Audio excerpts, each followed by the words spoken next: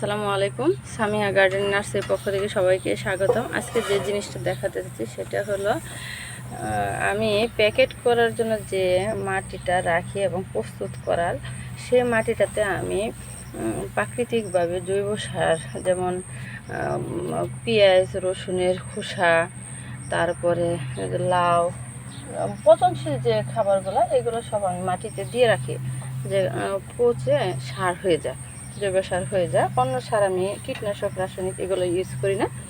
তো সেক্ষেত্রে দেখা যায় যে মিষ্টি কুমড়া খোসা যে আমি দিয়েছিলাম, মিষ্টি লাউ খোসাটাও পচে গেছে, কিন্তু বিচিগুলার পচে নাই। যে কারণে দেখেন বিচি থেকে কি পরিমাণ মিষ্টি কুমড়া গাছ হয়ে আছে। মিষ্টি কুমড়া গাছ হয়ে আছে।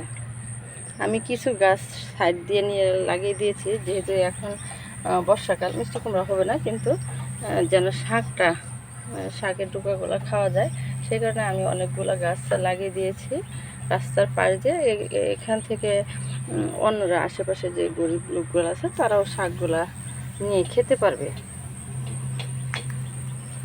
ধন্যবাদ সবাইকে।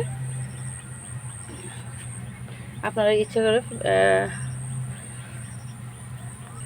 আমাদের ভিডিওগুলো যদি আপনাদের ভালো লেগে থাকে তাহলে অবশ্যই লাইভ আইটি সলিউশন ইউটিউব চ্যানেলে সাবস্ক্রাইব করে অল বাটন ক্লিক করে দেবেন। আমাদের ভিডিওগুলো আপনারা পেয়ে যাবেন।